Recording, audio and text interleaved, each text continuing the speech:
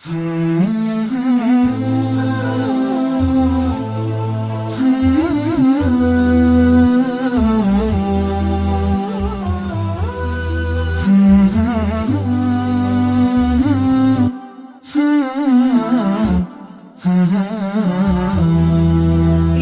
إله الكون يا المولى العظيم يا كريما Assalamualaikum warahmatullahi wabarakatuh.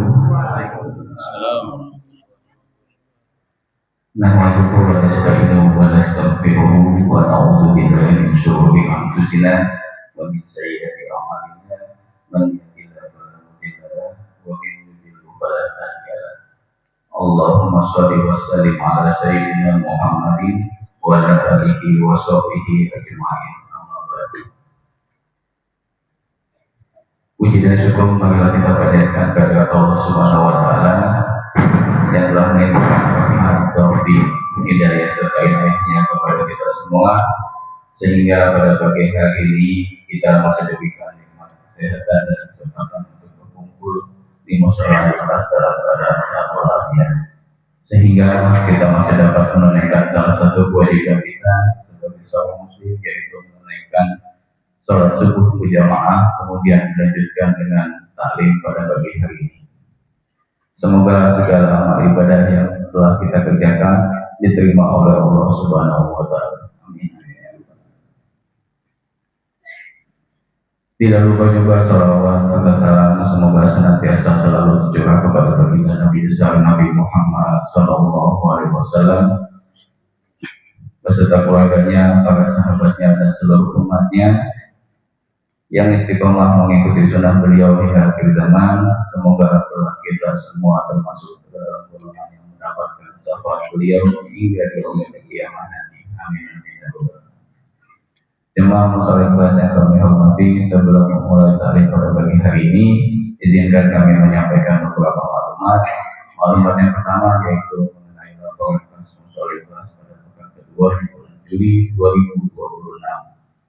Pada laporan kas minggu lalu, saldo SDKM sebesar minus Rp296.098. Lalu pemasukan selama 1 minggu sebesar Rp1.665.000. Lalu pengeluaran 1 minggu sebesar Rp1.400.000.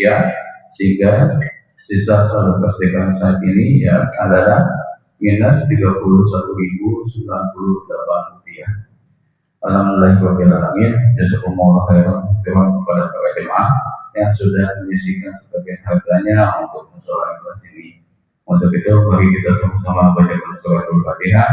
Mudah-mudahan para jemaah yang sudah berinfak dan bersedekah sebagian hartanya di jalan Allah, Allah membalas dengan balasan yang berlipat ganda. Allah memberikan umur yang panjang dan diberikan kesehatan.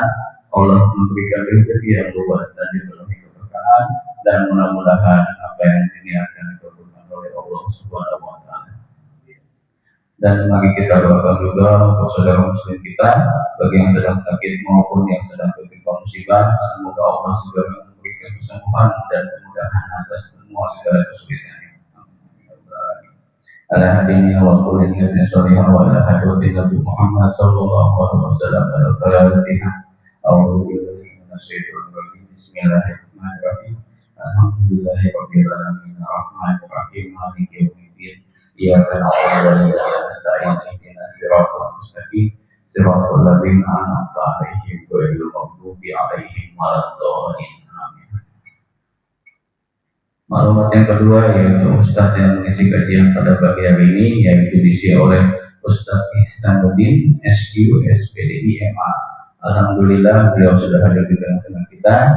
Mari kita doakan semoga Allah senantiasa menganugerahkan kesehatan, keberkahan dan keselamatan kepada beliau beserta keluarga. Semoga Allah memudahkan segala urusan beliau, baik urusan dunia maupun akhirat, serta senantiasa menjaga dan melindungi beliau dalam naungan dan kasih sayang Allah Subhanahu wa taala. Amin. Adapun tema yang disampaikan pada pagi hari ini yaitu ancaman perpecahan, indikasi dan solusinya. Oleh karena itu kami mengajak kepada para jemaah sekalian untuk dapat menyimak kajian ini dengan baik. Apabila nantinya terdapat pertanyaan ataupun hal-hal yang ingin disampaikan, insya Allah dapat disampaikan pada sesi tanya jawab yang telah disediakan. Demikian maklumat yang dapat kami sampaikan pada pagi hari ini. Apabila terdapat kekurangan maupun kekhilafan dalam penyampaian, kami mohon maaf sebesar-besarnya. Semoga apa yang telah disampaikan dapat menjadi perhatian kita bersama serta membawa keberkahan bagi kita semua. Selanjutnya, marilah kita bersama-sama menyimak kajian yang akan disampaikan oleh Ustaz Ihsanuddin SQM SPDI MA. Kepada beliau waktu dan tempat kami persilakan.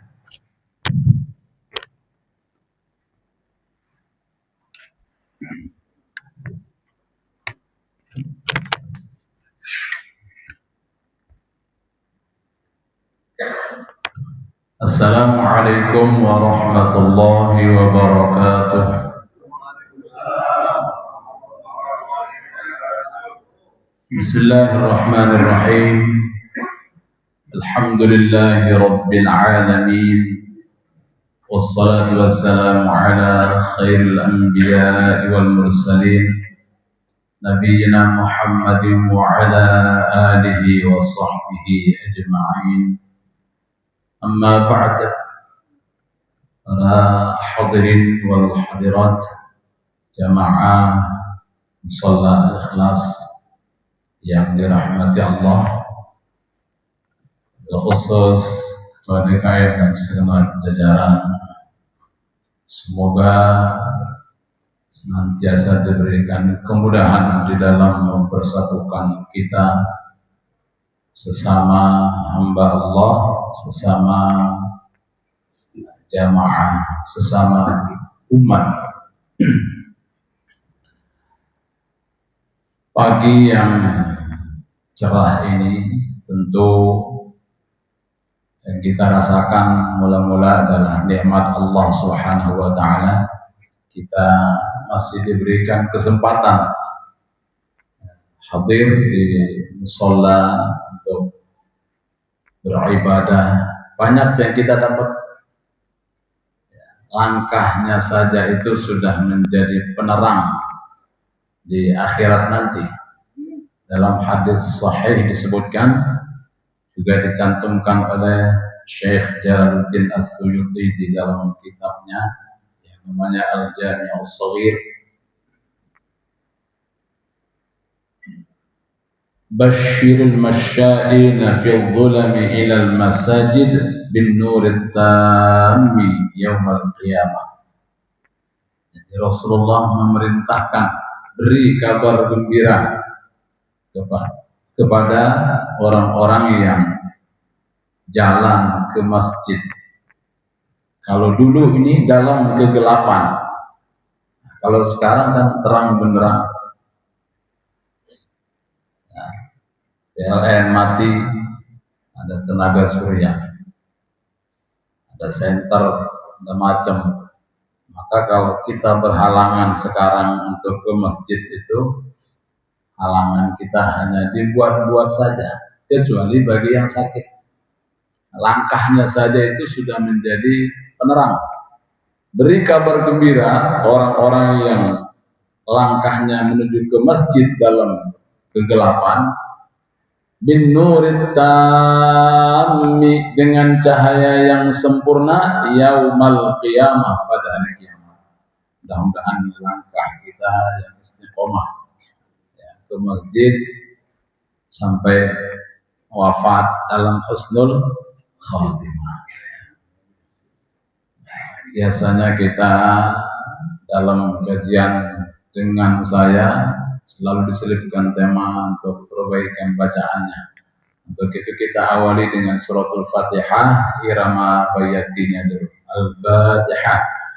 A'udzu billahi minasy syaithanir rajim. Bismillahirrahmanirrahim. Alhamdulillahi rabbil alamin. Ar-Rahmanir Rahim, Maliki Yawmiddin, Iyyaka na'budu wa iyyaka nasta'in, Ihdinas siratal mustaqim, Siratal ladzina an'amta 'alaihim, ghairil maghdubi 'alaihim waladdallin.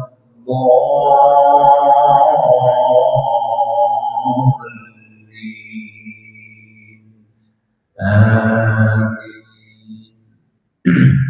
Ya, sebelum mulai temanya, saya infokan ke ibu-ibu dulu, kalau ada yang kelihatannya rada pincang jalannya di belakang, itu istri saya.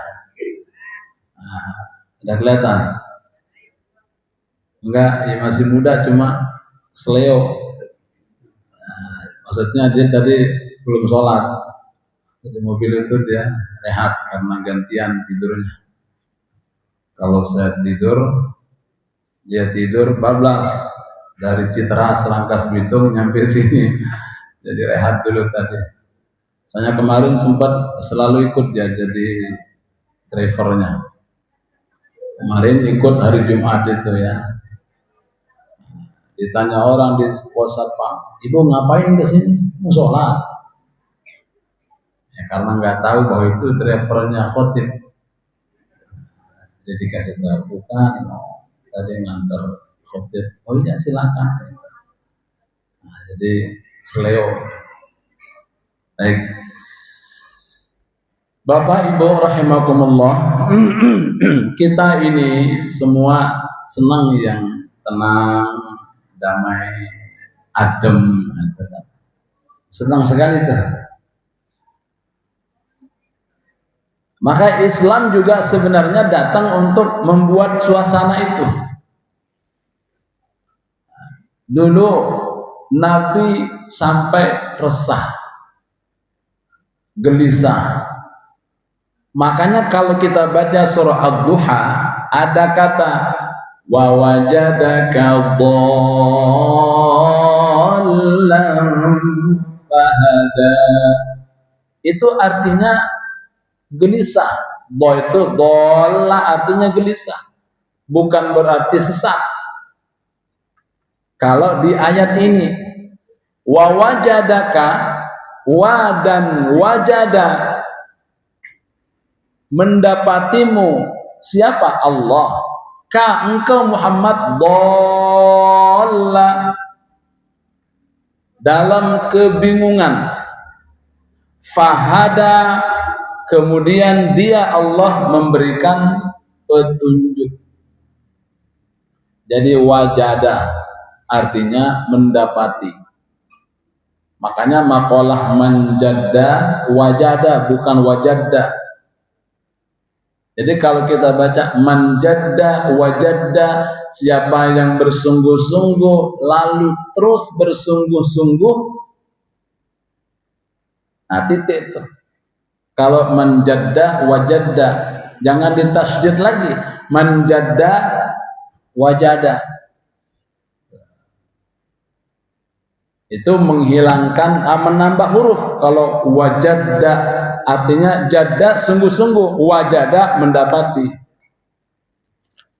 Ya.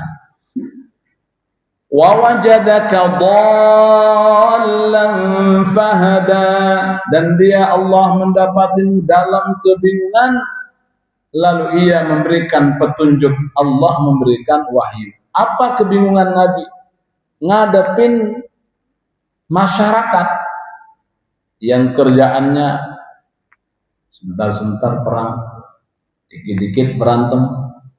Kalau lagi baik mah orang bertamu dipotongin kambing, bukan sekedar diuberin ayam. Kalau kita kan begitu. Ntar kalau ke rumah ntar saya ya bukannya dipotong tapi uberin ayam. Kalau ini beneran, Mekah itu tradisinya begitu. Potong kambing, beri makan. Tapi kalau sudah keluar dari rumah tuan rumah yang dia bertamu, lain lagi ceritanya. Bisa dijarah, bisa dirampok. Nah, kondisi seperti itu membuat resah, gelisah Rasul sallallahu alaihi wasallam. Nah, sama kita juga tidak nyaman dengan suasana tegang, ya. Sampai dalam setiap doa kita seakan-akan itu menjadi kewajiban, padahal hukumnya sunnah. Allahumma antas salam wa minkas salam wa ilaika ya'udus salam fahayyina rabbana bis salam, maka hidupkanlah kami ya Tuhan kami dalam kedamaian. Biar kelihatan papannya.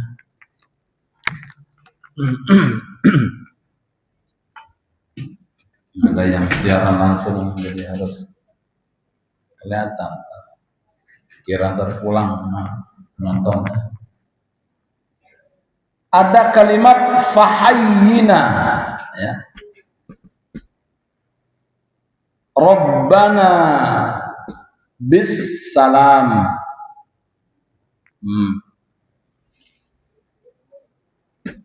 Fahayyina Rabbana bisalam. Semua kita yang sholat itu doa. Hidupkan kami ya Allah. Fa satu kata, artinya maka. Hayyi, hidupkanlah. Hidupkanlah. Nah kami. Bahasa Arab itu seperti itu. Fa-nya namanya jawab, hayyi fi'il doa. Kalau ke Allah namanya fi'il doa, permohonan. Kalau ke sesama teman, sesama manusia namanya amr atau perintah. Atau kalau dari atas ke bawah perintah. Rabbana ya Tuhan kami apa? Bisalam, kedamaian. Maka Islam itu datang untuk menghadirkan kedamaian. Dengan siapa? Bukan hanya dengan sesama, tetapi dengan semuanya. Itulah misi daripada Nabi Sallallahu Alaihi Wasallam, bagaimana menciptakan kedamaian dan kerukunan di antara sesama. Dan itu indah. Kita ngelihat ibu di depan ini, ya, di Serambi, enak, ya. Ambil minum, ya, damai kelihatannya. Ada yang ngopi, ada yang bawa sendiri dari rumah, ya. Ada kue, yang selonjoran.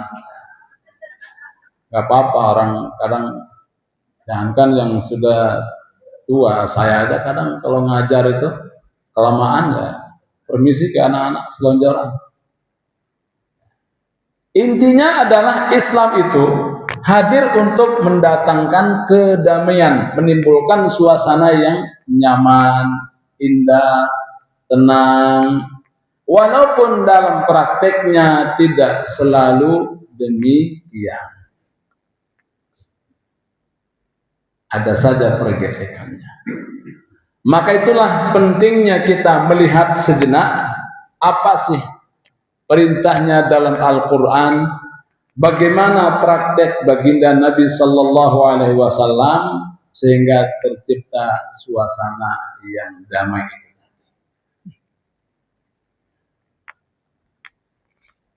Kita bisa lihat keadaan atau suasana bila terjadi perpecahan. Yang ada satu bisa saling menjatuhkan. Bukan antar sesama manusia secara umum saja, bahkan antar sesama umat Islam juga sama. Itu terjadi.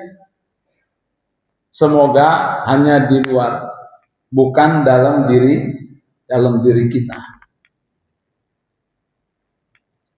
dengan agama lain bagaimana? Sama, mungkin juga terjadi. Bukan lagi saling menjatuhkan, bahkan sampai terjadi pembunuhan bisa, hanya karena perkara sedikit sepele akhirnya kembali ke apa yang diyakini. Maka kalau kita lihat ada pengerusakan tempat ibadah, misalkan masjid, oleh saudara kita sebagian non-muslim, atau sebaliknya pengerusakan tempat ibadah mereka, gereja, atau pelarangan pembuatan masjid, kan terjadi juga, atau pelarangan pembuatan gereja, kecuali kalau memang di situ ada hal-hal yang tidak memungkinkan untuk dibangun, untuk dibuat. Nah, bagaimana Nabi Shallallahu Alaihi Wasallam mengatur semua itu? Kita tahu Nabi Shallallahu Alaihi Wasallam membawa agama tauhid, membawa ajaran mengesahkan Allah Subhanahu Wa Taala. Tetapi ketika Rasul Shallallahu Alaihi Wasallam masuk Madinah, itu bukan hanya mempersilahkan kepada umat Islam beribadah dengan agama Islam itu sendiri, tetapi Rasul juga mempersilahkan umat agama lain, ayo silakan. Dalam artian beribadah nggak apa-apa, tetapi hak Nabi Shallallahu Alaihi Wasallam untuk menyampaikan kebenaran itu tidak boleh dihalang-halangi. Intinya di situ. Maka kalau kita baca ayat dalam surah Al-Mumtahanah, kita boleh bergaul dengan siapa saja. Seperti halnya kita sekarang ini, tetangga non-muslim, bagus hubungannya, itu perintah Islam. Tidak boleh gara-gara tetangga non-muslim lalu buang kotoran ke sebelahnya agar nggak betah nanti kita beli rumahnya. Haram hukumnya. Tidak boleh itu. Apalagi sesama. Dan itu terjadi kadang bukan dengan lain agama, bahkan dengan sesama. Karena apa? Karena tidak memiliki pemahaman yang mendasar dalam bagaimana bersikap sesuai dengan ajaran agama Islam. Baik. Nah, hal ini disebabkan untuk memudahkan. Pertama, kalau kaitannya dengan secara umum siapapun, wabil khusus yang bukan seakidah dengan kita, itu karena ada pemahaman pemaksaan.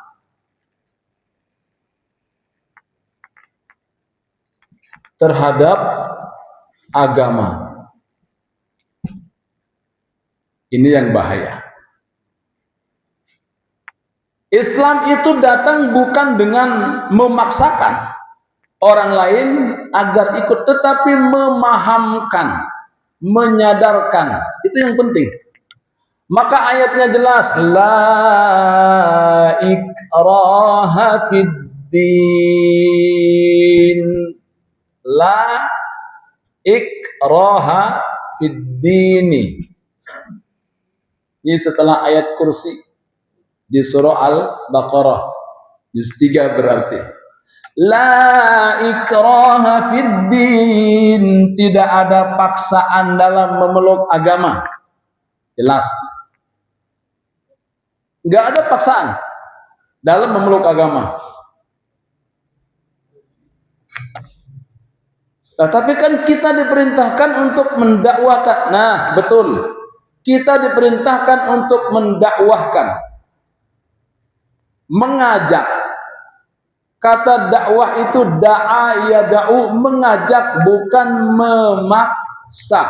Ingat, benar tadi itu kita disuruh berdakwah, benar disuruh berdakwah, menyampaikan, mengajak, mengingatkan, memberitahu jalan kebenaran. Mengapa tidak boleh dipaksa? Qad tabayyana ar-rusydu minal ghayy. Itu sudah jelas sebenarnya perbedaan antara jalan kebenaran dengan jalan yang sesat. Orang sudah bisa membedakan sebenarnya mana benar, mana salah, mana baik, mana tidak. Maka kita diingatkan dalam Al-Quran. Kalau ini tadi Al-Baqarah. Al-Baqarah. Di dalam surah Al-An'am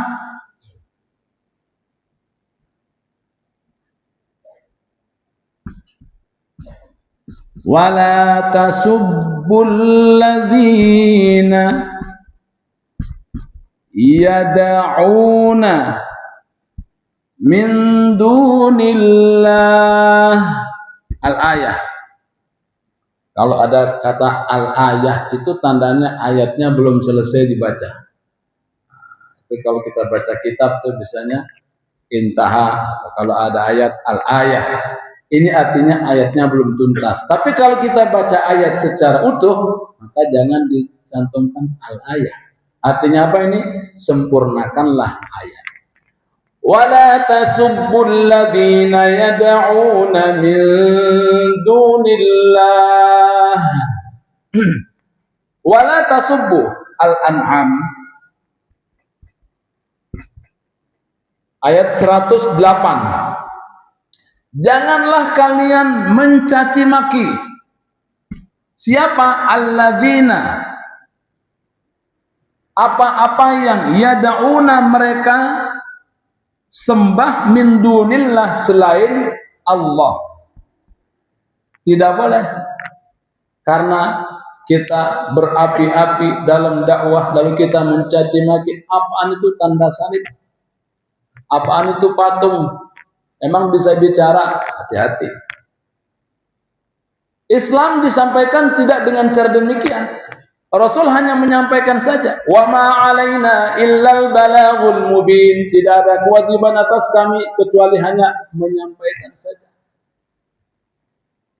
Jadi Nabi itu menyampaikan, tabligh, menyampaikan. Siddiq, amanah, tabligh, fatonah sebagai sifatnya. Mengapa kita tidak boleh mencaci maki sesembahan mereka? Fayasubbullaha adwan bighairi ilmin. Ayatnya selanjutnya demikian. Nanti bisa dicari. Nanti mereka bisa saja akan mencaci maki Allah Subhanahu wa taala dengan rasa kebencian tanpa dasar ilmu. Sebab apa? Kita mendahului. Maka baik-baik saja. Sehingga dalam dakwah Nabi sallallahu alaihi wasallam hanya terus menyampaikan. Terus menyampaikan. Ketika Abu Jahal tidak mau beriman juga, tidak pernah Nabi mencaci maki Abu Jahal. Abu Lahab pun juga sama. Ketika Nabi berdiri menyampaikan Islam, mengajak mereka di Jabal Abi Qubais, apa kata Abu Lahab? Dengan lantangnya mengatakan, tabban laka ya Muhammad, alihada jama'tana, celaka, hina engkau Muhammad. Apakah gara-gara hanya untuk ini mengajak kepada tauhid, mengumpulkan kami sampai harus capek-capek kumpul ramai di sini? Tapi Rasul santai aja, diam aja, tunggu jawaban Allah Subhanahu wa ta'ala. Kalau kita dengan nafsu bisa saja berapi-api membalas caci makiannya. Ini Abu Lahab ini, Abu Jahal ini, contoh misalkan Abu Lahab ini belum tahu rasanya diadab Allah, kurang ajar benar ini. Nah, ini bahasa-bahasa yang semestinya dalam kita berdakwah tidak boleh sampai. Coba-coba kita menyampaikan kepada sebagian kelompok misalkan dengan bahasa-bahasa intimidasi, bukan malah menerima Islam, justru malah bisa berbalik. Maka dakwah itu yang benar adalah dakwah bil hal juga. Artinya apa? Dengan praktek. Kalau tidak mau hari ini, mungkin besok. Kalau tidak besok, mungkin lusa. Tidak juga mau, barangkali anak cucunya. Kan begitu. Dan itu memang terjadi. Nah, ketika Rasulullah SAW Di Taif misalkan dilempari, apa jawab Nabi Shallallahu Alaihi Wasallam? Simpel saja, ya. Memohonkan ampun untuk umatnya, untuk kaumnya. Ya Allah, barangkali fa innahum la ya'lamun, mereka belum tahu saja ini. Allahumma hdi qaumi, berikanlah hidayah kepada kaumku. Nah, kalau seumpama ini kita bisa lakukan dalam setiap dakwah, artinya kita sebagai jamaah. Contoh, tetangga kita misalkan penganut agama lain, kita merasa risih, ada bunyi musik, bunyi gitar, tinggal sikap kita saja. Bisa saja kita lewat, kita sapa dengan cara yang baik. Tapi kalau kita lewat, lalu kita cemberut dengan muka yang tidak enak, bisa saja menimbulkan masalah baru. Oh, Islam itu begitu ya. Kalau tidak suka, caranya seperti itu, bicara di belakang. Nabi Shallallahu Alaihi Wasallam ketika ada mayat non-Muslim Yahudi saat itu digotong, Rasul berdiri. Tiba-tiba Rasul berdiri. Sahabat memberitahu, ya Rasul, itu Yahudi, kenapa beri hormat? Apa jawab Nabi? Alaisat nafsan, bukankah dia juga manusia? Simpel, alaisat. A ini namanya istifham. Apakah? Laisat, bukan dia itu nafsan? Apakah dia bukan orang? Artinya dia kan orang juga. Masa kita benci orangnya? Toh juga dia memilih agama itu, keyakinan itu, belum tentu juga atas kemauannya sendiri, bisa atas paksaan yang lainnya. Maka sampaikan dengan cara yang arif. Ud'u ila sabili rabbika bil hikmati wal mau'izatil hasanah. Ini ayat yang sering mungkin kita dengar tentang dakwah dengan kelembutan. Sampaikan saja. Nah, kalau demikian kita bisa lakukan dalam keseharian atau dalam kita bermasyarakat dengan tetangga. Tidak lagi kita melihat siapa teman itu, apakah dia agamanya apa, misalkan semua sama sebagai hamba Allah Subhanahu wa taala. Insyaallah begitulah akhlak Rasul sallallahu alaihi wasallam. La yanhaakumullahu 'anil ladzina lam yuqatilukum fid din wa lam yukhrijukum min diyarikum an tabarruhum wa tuqsitu ilaihim innallaha yuhibbul muqsitin. Jangan sampai karena berbeda agama lalu kita tidak adil dalam memimpin. Misalkan sebagai RT kita, dia non muslim, jangan dikasih bantuan. Enggak demikian. La yanhaakumullah al-mumtahanah ayat 8. La yanhaakum, tidak melarang. Siapa? Allahu tidak melarang kalian. Anil ladzina lam yuqatilukum, terhadap orang yang tidak membunuh kalian atau memerangi kalian fid din, kaitannya dengan agama. Dia enggak perang dengan kita, biasa dia hidup berdampingan. Walam yukhrijukum min diyarikum, dia juga tidak mengusir kita. Tidak mengusir kita dengan cara terang-terangan, enggak ngusir kita.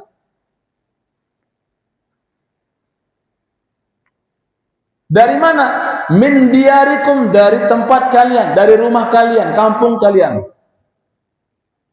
Apa yang boleh itu? Apa yang tidak dilarang? Tidak dilarang untuk berbuat baik kepada mereka. Antabarruhum, berbuat baik, enggak dilarang. Kita ada hajatan, ada acara, undang, ada makanan, kasih. Wa tuqsitu ilaihim, dan tidak juga dilarang untuk berlaku adil, bahkan perintahnya harus adil. Innallaha yuhibbul muqsitin, sesungguhnya Allah mencintai orang-orang yang berlaku adil. Boleh, silakan. Dalam bermuamalah tidak ada batasannya. Tetapi kalau dalam kaitannya dengan cara beragama, itu yang prinsip. Contoh, kita sering dengar misalkan kalau lagi musim saling mengucapkan selamat hari misalkan. Kalau itu lain lagi, itu namanya prinsip. Lakum dinukum waliyadin. Ketika kita tidak mengatakan selamat hari Natal, itu bukan berarti kita menunjukkan permusuhan. Yang penting kan dalam keseharian kita berhubungan baik dengan sesama, indah. Nah, Islam itu seperti itu. Yang Nabi bangun ketika masuk kota Madinah untuk sama-sama menjaga Madinah agar senantiasa menjadi negeri yang aman. Nah, baik, ini yang kaitannya dengan yang tidak seakidah dengan kita. Yang kedua, boleh kita kaitkan dengan yang seakidah dengan kita. Apa yang mesti kita lakukan supaya terjadi ketentraman, kedamaian. Yang kita harus hilangkan adalah ghulu.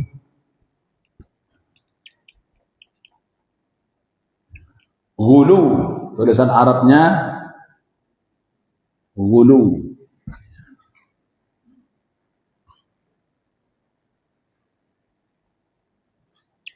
Ekstremisme.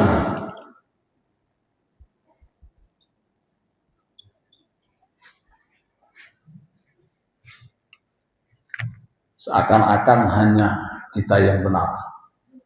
Seakan-akan hanya kita ini yang membawa faham yang benar.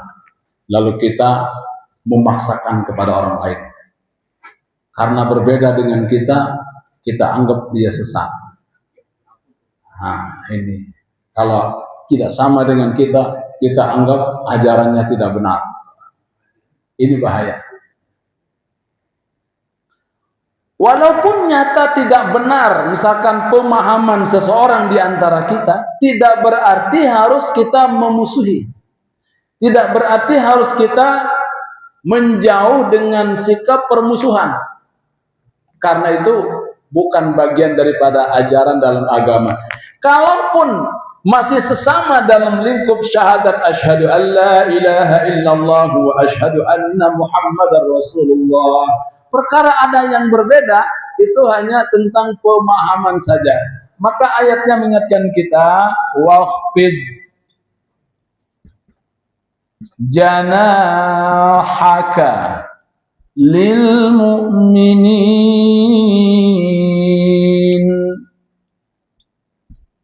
Rasulullah sendiri diingatkan terhadap orang-orang yang beriman itu, waqfid janahaka, rendahkan diri lil mu'minin, terhadap orang-orang yang beriman.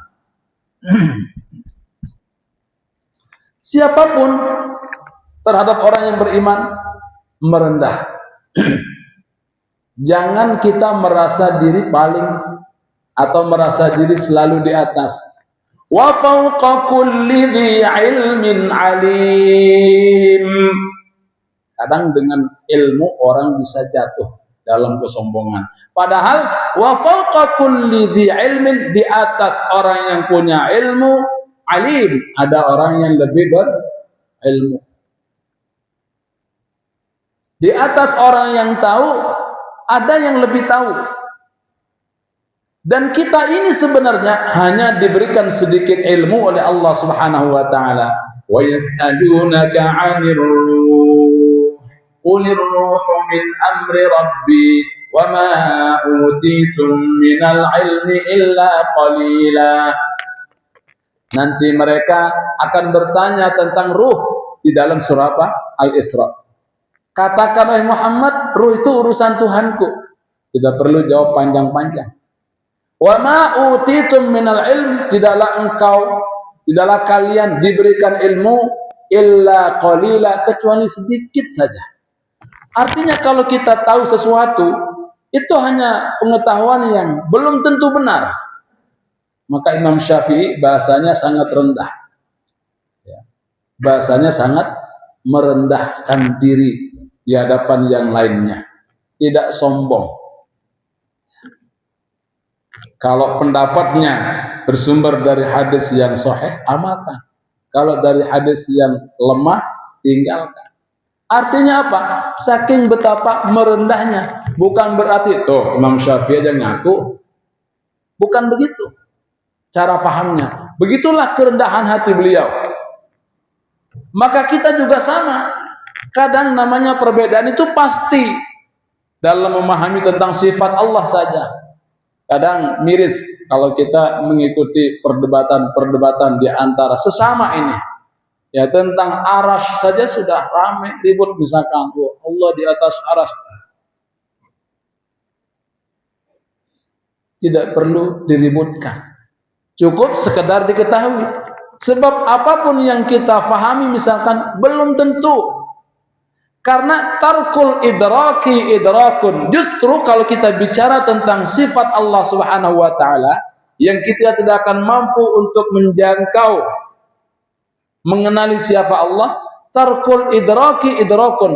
Orang yang sudah meninggalkan pencarian tentang siapa Allah, tapi dia hanya mengamalkan ibadah kepada Allah Subhanahu wa taala, memahami dan melihat ciptaan-ciptaan Allah Subhanahu wa taala. Itulah sebenarnya orang yang sudah menemukan Allah, bukan orang yang terus berdebat tentang siapa Allah. Maka Imam Ghazali dulu si raja debat beliau ini. Awal mulanya fikihnya pokoknya nggak ada yang ngalahin debatnya. Setelah sepuh beliau mikir, ini kalau debat ini ke debat mulu, mengeraskan hati ini. Kerjanya hanya debat saja. Maka beliau berhenti dari berdebat. Beliau menulis Ihya Ulumuddin dengan fokus Ihya Ulumuddin terus sampai selesai. Ketika Ihya Ulumuddin kemudian dibantai habis-habisan oleh sebagian, di debat dasarnya, beliau tenang saja. Karena tidak ada artinya. Kebenaran itu adalah hak mutlak Allah Subhanahu wa ta'ala. Maka saya katakan tadi, dalam kita mengambil sikap, siapapun, wahfid janahaka lil mu'minin. Caranya adalah kita merendah diri, apalagi dengan sesama jamaah. Enak. Tidak perlu kita membangkitkan sesuatu yang kira-kira mendatangkan keretakan atau permusuhan. Jelas ayatnya. Gulu, berlebihan. Berlebihan itu yang membuat kita ini.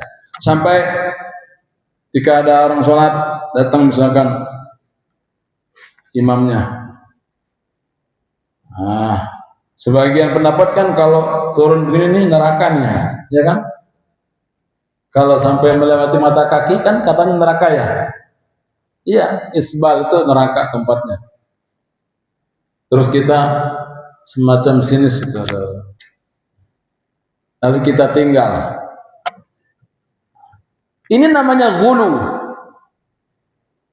Padahal tidak begitu. Santai aja, boleh kita beda paham. Orang sahabat Abu Bakar juga awalnya seperti itu, tapi Nabi tenangkan. Terus saya berarti neraka juga? Oh enggak, kan karena enggak sombong. Apalagi contoh yang lain. Kalau khutbahnya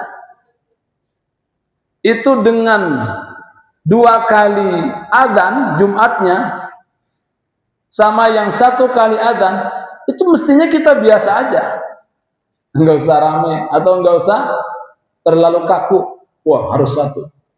Akhirnya kadang masjid itu berubah-ubah. DKM-nya si A jadi 2. Nanti ganti jadi 1. Pernah saya sampai nanya tuh, ini khutbahnya adzan berapa kali? Nah sekarang 1 Ustaz, kok bisa berubah? Sudah ganti DKM. Nah karena kaku tadi, hulu, seakan-akan kalau 2 kali adzan itu sudah neraka semua. Padahal tidak demikian dalam Islam itu. Adanya perbedaan praktek di antara para sahabat itu menunjukkan keluasan dalam Islam itu. Nah, ada yang kunut, ada yang enggak, biasa aja.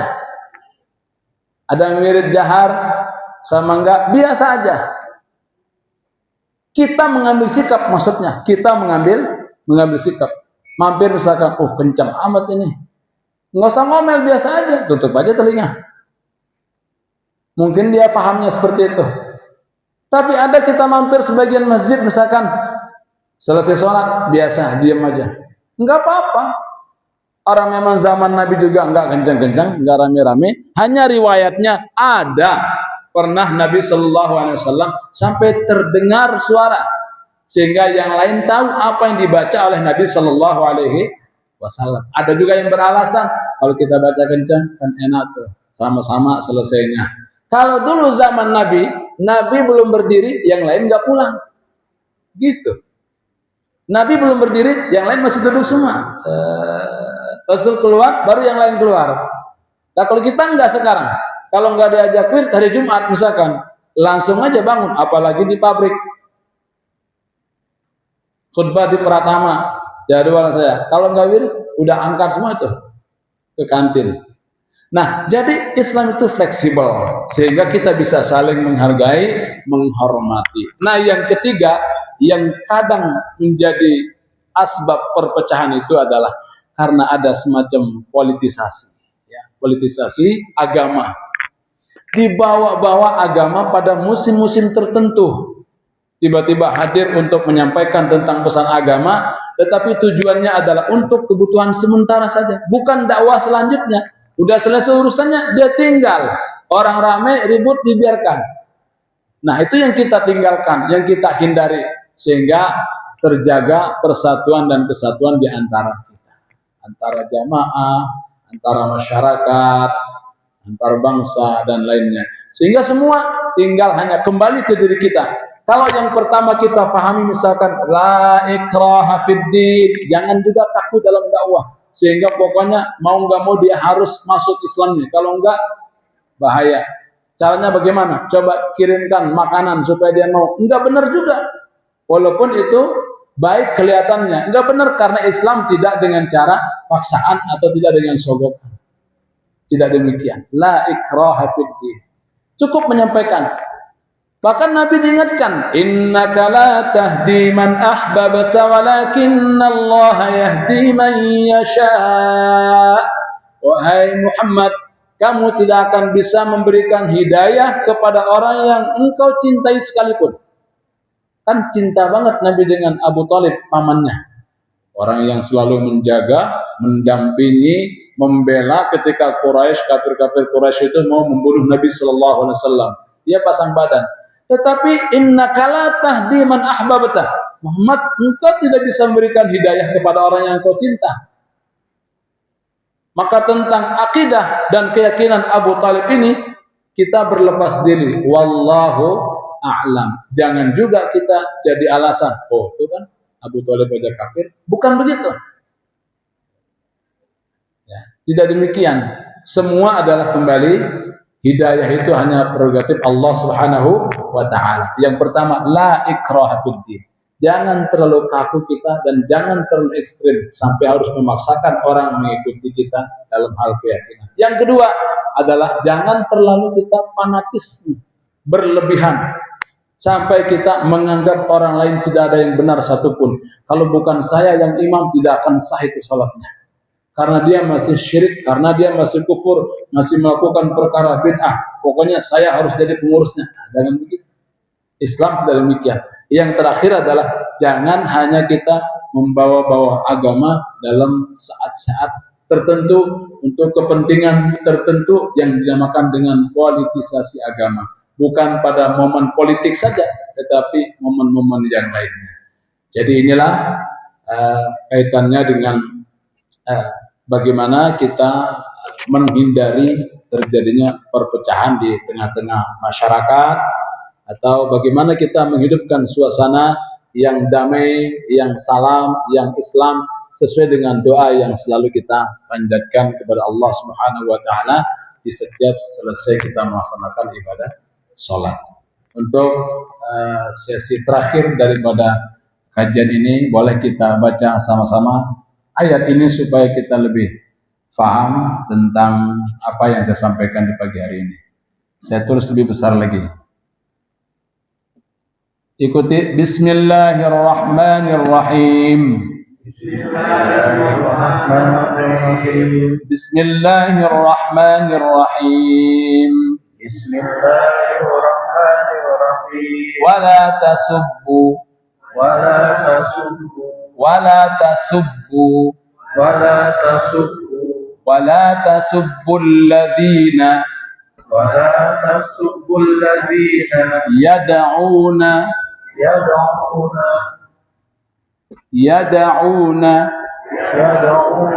min dunillah min dunillah wala tasubbul ladzina yad'una min dunillah fayasubbu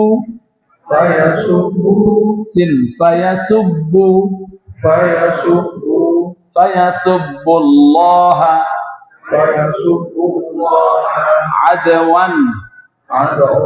adwan bighairi ilm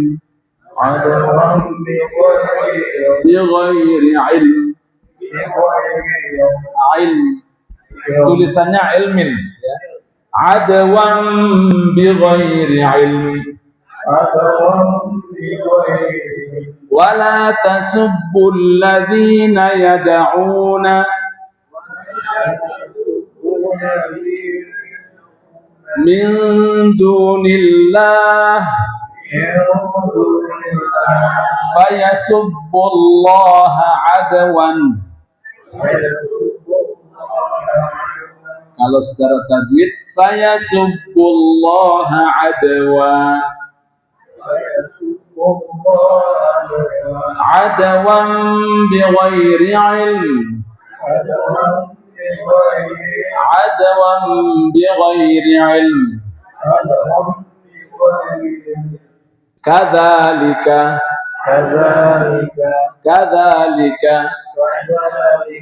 zayyana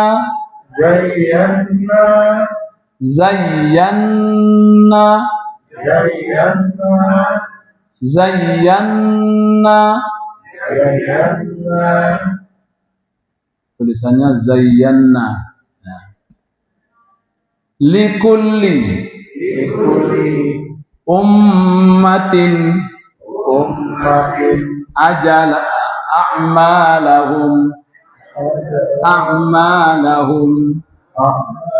a'malahum kadzalika zayyana likulli ummatin a'malahum thumma ilallahi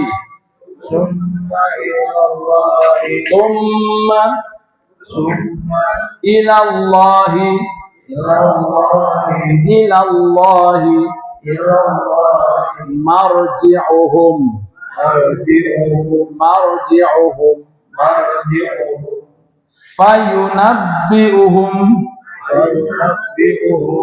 fayunabbi'uhum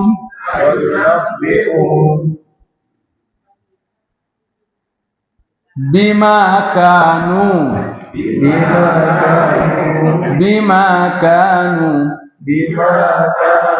ya'malun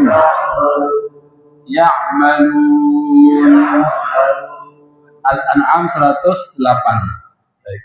Wala tasubbul ladzina yad'una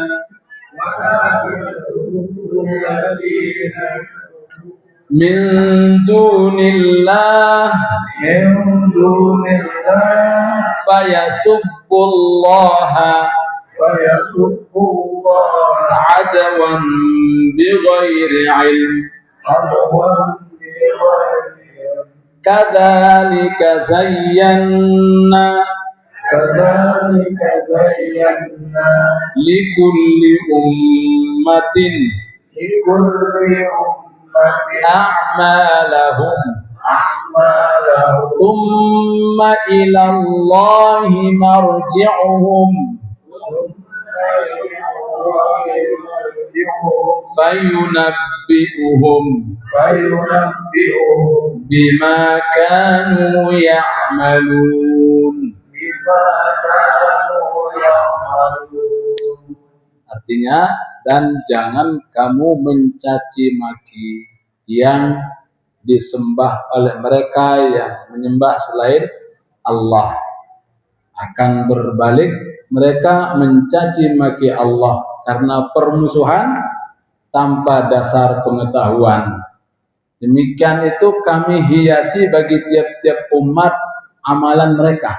Artinya setiap orang pasti merasa, oh ini bagus yang saya pakai, bagus ya saya pakai. Artinya jangan kita mencaci. Bisa juga untuk sesama kita dalam memahami Islam. Kemudian kepada Allah lah kalian akan dikembalikan. Jadi kita belum tahu siapa yang paling benar. Nanti dikembalikan baru kita tahu itu.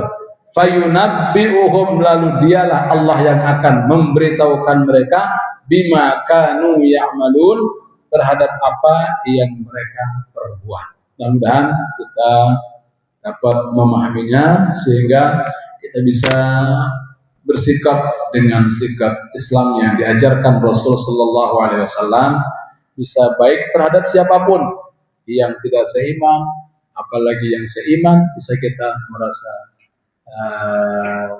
merendah dan tidak merasa sombong, sebab iblis itu bukan tidak pintar, iblis itu bukan tidak pandai, tetapi iblis itu jatuh karena kesombongannya di hadapan Allah Subhanahu wa taala.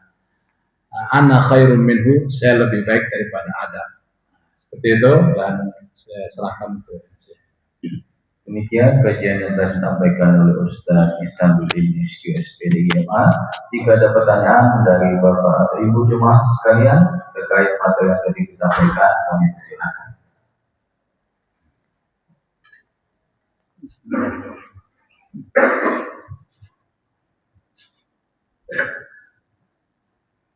Assalamualaikum warahmatullahi wabarakatuh. Waalaikumsalam.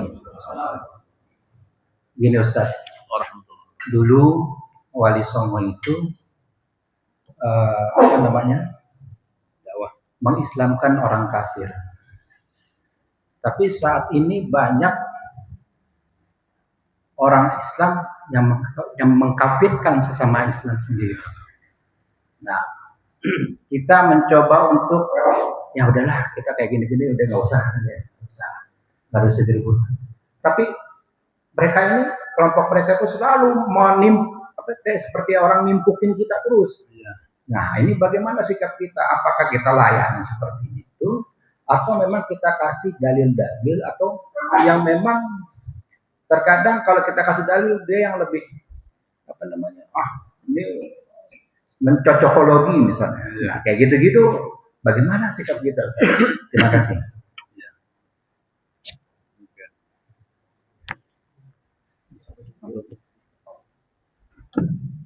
Baik.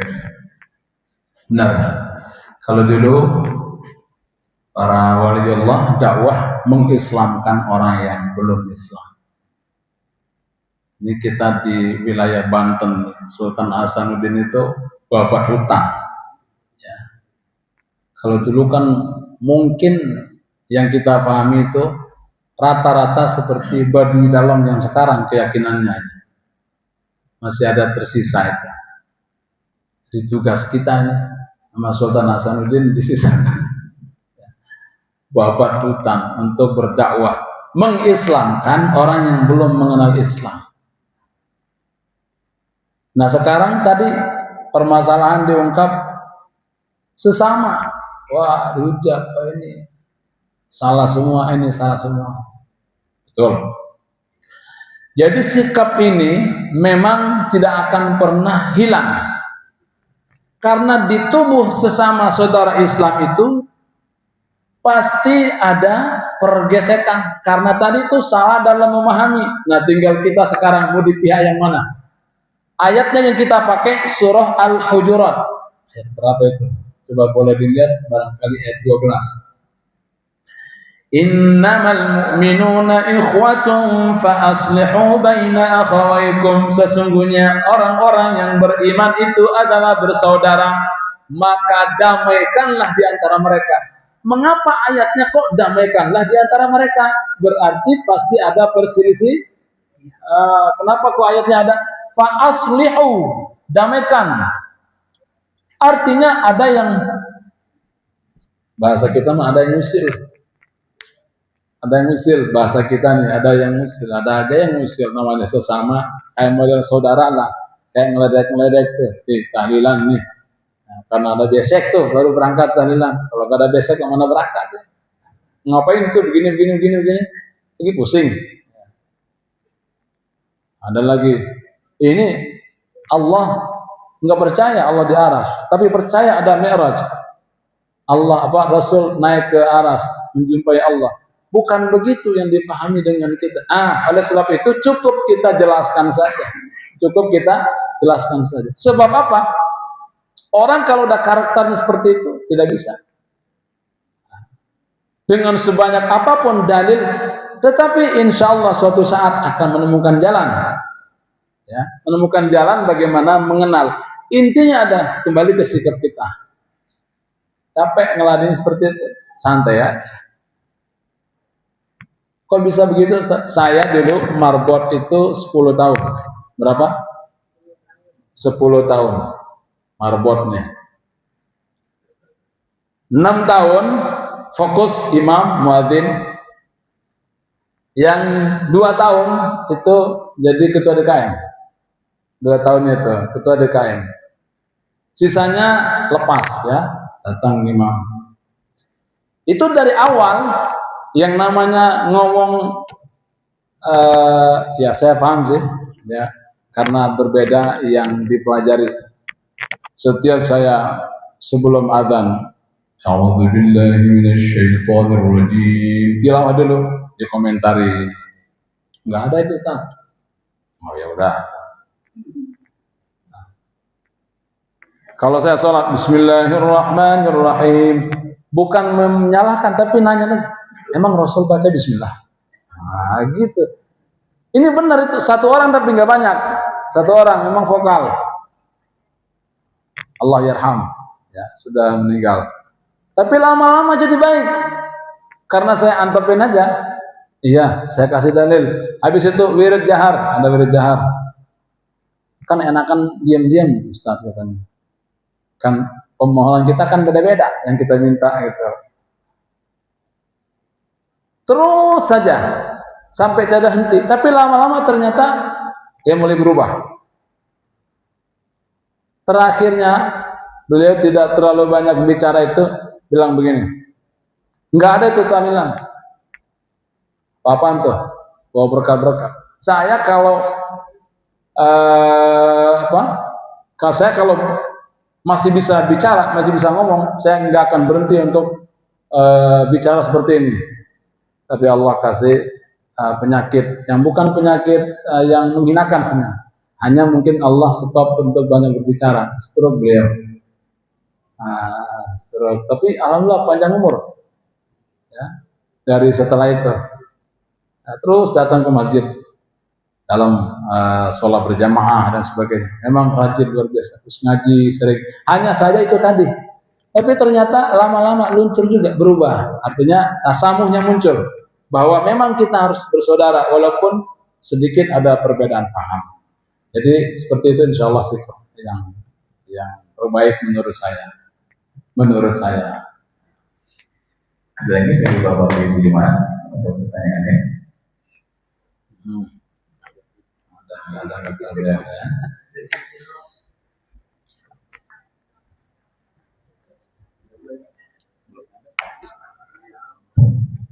Assalamualaikum warahmatullahi wabarakatuh. Waalaikumsalam.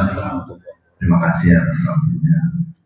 Saya ingin menanyakan mengenai ada beberapa saudara-saudara kita yang itu pun Ustadz ya julukannya itu mereka tidak bermazhab. Nah, di sini bagaimana kita menyikapi hal tersebut?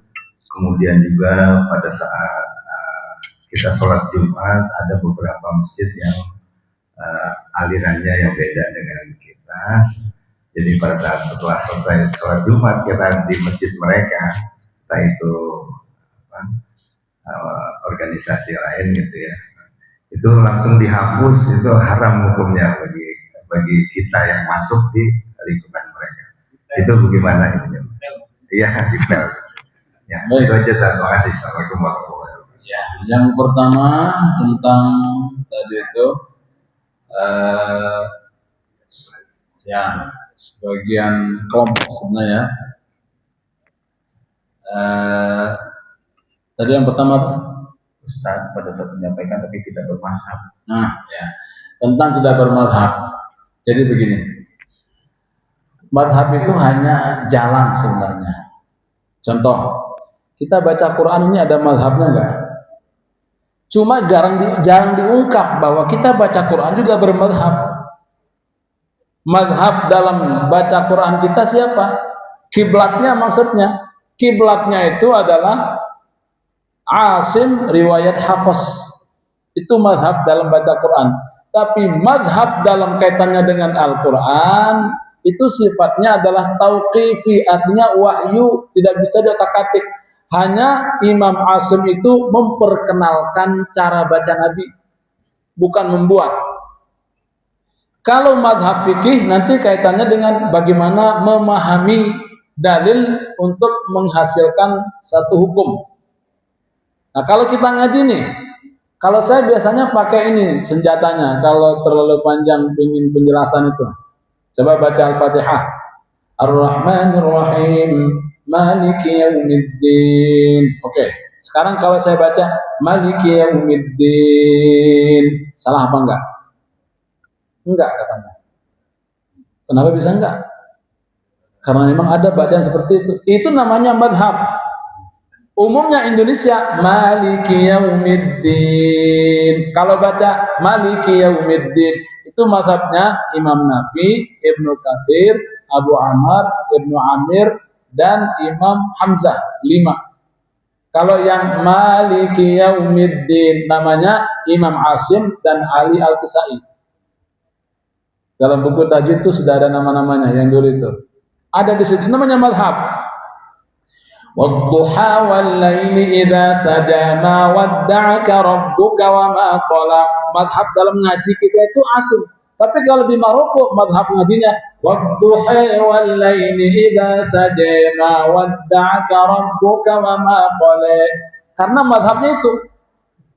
Nah, kalau yang ngerti tentang ada cara baca lain, madhab baca Quran yang lain di Maroko enggak disalahkan orang وَالضُّحَى وَاللَّيْلِ إِذَا سَجَى. Tapi kalau ada yang setengah belajarnya di Maroko, ada orang baca wadduha wal-laili idza saja, pasti disalahin. Seperti kita kalau baca wadduha wal-laili idza saja biasa di sini. Tapi kalau baca wadduha enggak biasa. Kalau yang sudah terus ngajinya, itu berarti madhab lain. Tapi kalau yang enggak ngaji lagi dia bilang, salah itu. Nah, jadi itu permasalahannya sama. Fikih juga demikian. Ketika nggak perlu madhab-madhaban, apa madhab-madhab? Pada dasarnya kita mengatakan ada madhab apa tidak, ikut apa tidak, pasti kita mengikuti salah satu di antara cara Nabi Shallallahu Alaihi Wasallam. Maka ketika kita ikut pendapat yang satu, kunut, yang satu enggak, yang satu baca Bismillah, Alhamdulillahirabbil alamin, yang satu Bismillahirrahmanirrahim. Semua sudah dipraktekkan Nabi Shallallahu Alaihi Wasallam. Maka yang paling indah kalau kita mau tahu cara semuanya, itu baiknya buka fiqhus sunnah. Fikihnya itu fiqhus sunnah tidak mengajarkan untuk bermadhab memang, tetapi menyebutkan madhab-madhab yang ada supaya orang jadi paham. Oh, saya tidak bermadhab, tapi ini punya pendapat ada. Oh, saya bermadhab, saya pakai yang ini. Jadi indah, bisa bersatu. Nah, kalau tadi mengatakan, saya mau bermadhab, boleh silakan, tapi jangan menyalahkan orang. Nah, begitu maksudnya. Jangan menyalahkan orang. Kalau nggak bermadhab, urusannya nanti di akhirat dengan Allah Subhanahu Wa Taala. Sebab yang benar itu mana? Yang benar adalah yang mengikuti ajaran yang tepat, ajaran yang benar. Mana ajaran yang tepat, yang benar? Semua yang kita telusuri berdasarkan ilmu, insya Allah benar dan tidak nanti. Yang kedua, tadi kaitannya dengan dipel misalkan. Saya juga pernah pulang dari kampus, mampir aja saya. Kalau nggak mampir nggak tahu. Asar saya sholat di situ. Dilihatin aja. Lagi kajian di depan itu. Saya nggak buru-buru, saya santai di luar. Di PL juga ternyata. Daerah Ciater. Nah, daerah Ciater itu ada masjid di PL juga. Oh, ternyata tetangga saya itu kesini larinya. Jadi tahu tetangga, ini rumah mertua, ini sebelahnya, iya tetangga tuh. Awal-awalnya dulu kalau pakaiannya diambilin itu dicuci, tapi lama-lama enggak. Di sebelahnya ada musolanya. Tapi biasa aja. Maksudnya itu saya bersikap biasa aja. Ketemu ya kan jual es kelapa di mana-mana cabangnya tuh. Depan Mafirah, depan Masjid Mafirah, depan sekolah di WTC itu ada tukang kelapa. Itu LDI. Biasa ketemu ngobrol aja, santai aja. Di rumah juga datang kita. Kalau ada kematian, kita datang rame-rame. Walaupun dia ngomongin kita, saya undang Ustadz Adam Amrullah, mantan LDI, saya undang di masjid menyampaikan tentang seperti apa LDI, karena dia dulu keluar dari itu. Dia cerita, ngapain ngundang anjing ke sini? Ya Allah. Sampai sebegitunya. Tapi kita santai aja, kata Ustadz Adam, santai aja Ustadz, udah biasa. Artinya benar ada seperti itu karena satu pemahaman yang disebut tadi gulu, terlalu berlebihan. Innamal musyrikuna najasun. Dia baca ayat begitu, sesungguhnya orang-orang musyrik itu najis. Jadi kita dianggap musyrik dan dianggap najis, tapi yang dianggap najis itu ayat, bukan najis badannya. Artinya tidak bagus keyakinannya kalau orang berbuat syirik itu kotor. Bukan berarti najis badannya. Nah, seperti itu yang kita pahami dan kita ambil sikap. Memang ada. Terakhir.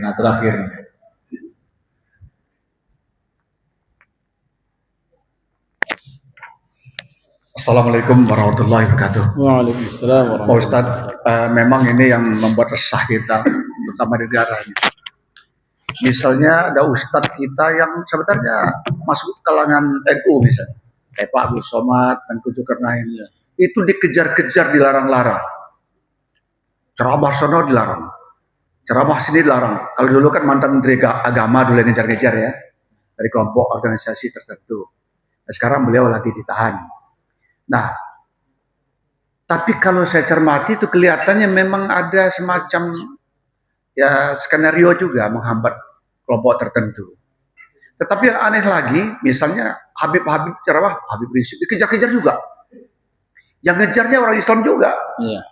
Nah, itu contoh mungkin sekarang ya pakai Pak Ustadz juga tuh, pakai undang-undang deh, yang dari Banten, Madudin ya.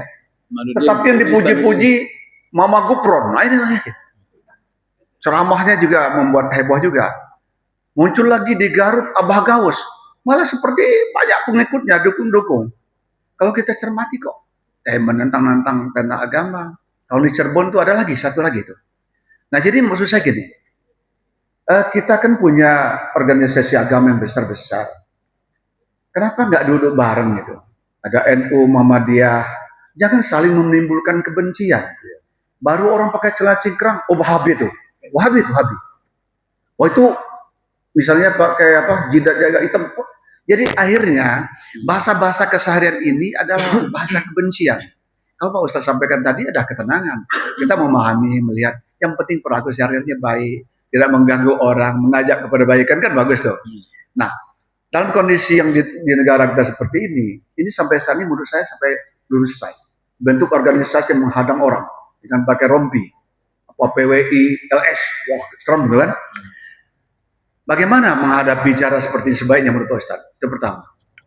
Yang kedua, kita juga mengalami tekanan luar biasa di dunia. Orang India itu sekarang ini menghancur-hancurkan masjid, melarang orang Islam beribadah. Sementara umat Islam di dunia seperti tidak ada bersuara, termasuk Indonesia, karena mungkin kita punya pemimpin yang barangkali tidak condong kepada agama, tidak tahu barangkali ya. Nah jadi akhirnya orang yang melakukan kesalahan, kemudaratan di dunia ini makin bebas. Lagi-lagi di sini barangkali kita sebagai umat Islam terbesar di Indonesia, Islam ini tentu harus ada tokoh-tokoh yang berpikiran jernih, duduk bareng, bagaimana mencari persamaan-persamaan yang bisa membawa bangsa Indonesia lebih baik dan Islam dunia tentu lebih baik. Barangkali itu Pak Ustadz, mohon komentarnya. Terima kasih. Assalamualaikum warahmatullahi wabarakatuh. Baik. Singkatnya, satu, ada kemungkinan politisasi, ada kepentingan, satu ya. Nah, kalau ini yang kadang nggak kebaca, samar, sebab bisa saja itu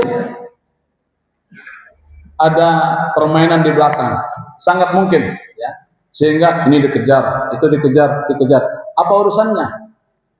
Politisasi bisa jadi. Khawatir nih kalau terus bicara ini nih, Habib Rizik nih bahaya nih, kalau punya masa nih. Ustaz Somad nih kalau terus bicara punya masa nih. Adi Hidayat nih sekali ngomong udah, jangankan nyuruh mengajak jihad, ngajak sumbangan aja bisa langsung MM-an sekali duduk. Wah bahaya ini. Jadi politisasi agama akhirnya mulai bawa-bawa. Ya. Padahal Islam jelas itu siapapun, mau dari keturunan orang kafir sekalipun, kalau masuk Islam terima, gitu kan? Indah sekali. Yang sudah ngebunuh sampai 100 orang saja, kalau dia masuk Islam terima. Masuk surga enggak? Itu urusan Allah. Ternyata malaikat rahmat datang ketika mati, yang lebih dekat. Nah artinya apa? Satu, kalau dalam skup besar bisa kemungkinan itu lari ke politisasi. Makanya yang ketiga poin ini adalah menjadi pemecah belah umat, politisasi agama. Nah, tinggal kita sebagai masyarakat yang menyikapinya. Yang kedua, bisa karena keterbatasan ilmu atau gulu, ini sangat mungkin. Taunya hanya itu, akhirnya menyalahkan yang lain. Nah, ini cepat sekali juga ini. Seperti kita dulu sebelum mengenal cara praktek ibadah yang lain. Indonesia, ketika yang datang itu hanya fikih Syafi'i, wah kalau nggak kunut, rasanya dong Muhammadiyah, angker gitu, Muhammadiyah. Tapi sekarang biasa aja, duduk bareng.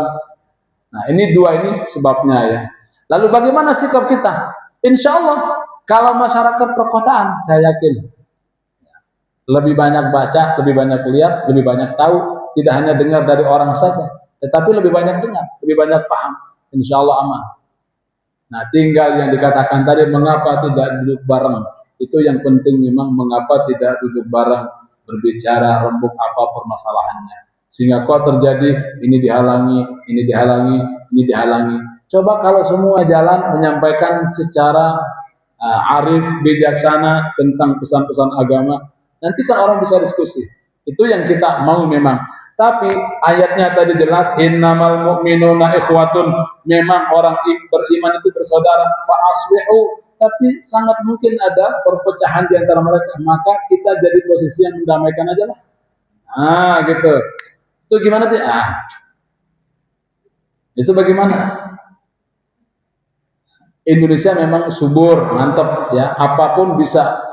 Tapi ada hikmahnya Indonesia. Kalau kata sohib saya yang di Malaysia, pas kesini, Ustaz sini mah enak Indonesia. Buat pondok, asal mau aja, bikin nanti urus suratnya. Kalau Malaysia, surat dulu, izin dulu, baru buat. Masjid juga sama, musola. Kalau nggak ada izin, nggak boleh, langsung bongkar. Kalau di sini mah enak. Santri mau ada 3 juga bisa bikin pondok. Kalau di Malaysia nggak bisa. Di sini juga makmur banget tuh, ada Mama Gufron juga masih bisa hidup di Indonesia katanya. Kalau di Malaysia udah di penjara itu. Nah, jadi itu diantara kelebihannya, kita bebas dalam menyampaikan pendapat agama segala macam. Tapi sisi lain itu tadi, kalau Brunei kan lebih tegas lagi dia, nggak ada faham yang lain selain daripada Ahlus Sunnah wal Jamaah ala madhab Syafi'i gitu. Tujuannya apa? Bagus untuk menenteramkan, bukan menafikan faham yang lain, untuk menenteramkan. Oleh sebab itu penting memang kalau ada dialog, mudah-mudahan saja ke depannya terjadi dialog. Kalau sekarang kan sudah enak nih, ya, sudah lumayan lah. Walaupun memang kadang muncul lagi yang baru, yang lebih vokal, yang kadang kurang sepaham dengan apa yang kita inginkan untuk persatuan. Nah, itu saja, jadi mudah-mudahan bisa menjawab apa yang menjadi keresahan. Terima kasih untuk para jemaah pertanyaannya. Waktunya sudah habis. Untuk menutup majelis pada pagi hari ini, kami memohon kepada Pak Ustaz untuk berkenan memimpin ulang penutup majelis. Semoga rangkaian kegiatan yang telah dilaksanakan mendapatkan keberkahan dan ridho dari Allah Subhanahu wa Ta'ala. Baik.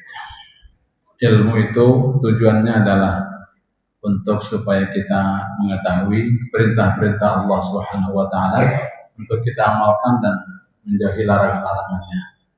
Nah, maka dalam doa itu, Allahumma rzuqna al-ilm, Allahumma rzuqna Allahumma rzuqna fahman nabiyyin wa ilhaman malaikatil muqarrabin bi rahmatika ya arhamar rahimin. Ya Allah, berikanlah kepada kami fahamnya para nabi, ilhamnya para malaikat. Wahai Zat yang Maha Rahman, paling Rahman di antara yang pengasih. Jadi kita belajar agama itu tujuannya adalah untuk supaya mengetahui perintah-perintah Allah dan larangan-larangannya, untuk kita bisa melaksanakan perintah, menjauhi larangan, serta memohon petunjuk. Mudah-mudahan ilmu yang kita terus ambil dalam setiap kajian menjadi bimbingan dalam kehidupan kita. Bismillahirrahmanirrahim. Alhamdulillahirabbil alamin. Allahumma shalli ala sayyidina Muhammad wa ala alihi wa sahbihi ajma'in. Allahumma alhimna ilman nafqahu bihi awamiraka wa nawahiyak warzuqna fahman na'lamu bihi kaifa najika ya arhamar rahimin. Ya Allah, anugerahkanlah kami ilmu yang dengannya kami bisa mengetahui bagaimana cara-cara beribadah kepada Engkau, kami bisa mengetahui larangan-larangan untuk menjauhi. Allahumma rzuqna fahman nabiyyin wa hifdzal mursalin. Ya Allah, berikanlah kepada kami kefahaman para nabi dan hafalan para rasul, wa ilhamal malaikatil muqarrabin, dan ilhamnya para malaikat yang dekat kepada Engkau. Bi rahmatika ya arhamar rahimin. Allahumma akrimna bi nuril fahmi wa akhrijna min dhulumatil wahmi waftah lana abwaab rahmatik wa anshur alaina hikmataka ya arhamar rahimin. Allahumma rzuqna al-ilma wal amala wal ikhlas wal yaqin wal istiqamah. Ya Allah, berikanlah kami ilmu, amal, ikhlas dan yakin serta istiqamah dalam mengamalkannya. Rabbana atina fid dunya hasanah wa fil akhirati hasanatan wa qina adzaban nar. Sallallahu ala nabiyyina Muhammad wa alihi wa sahbihi wa sallam.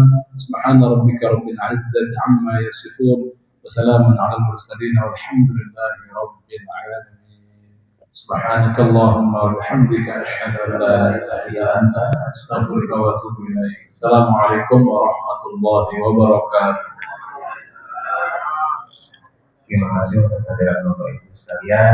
Semoga kita masih diberikan keberkahan untuk Allah Subhanahu wa taala, sehingga kita bisa bertemu di kajian berikutnya. Kami tutup untuk kajian pada kali ini. Terima kasih.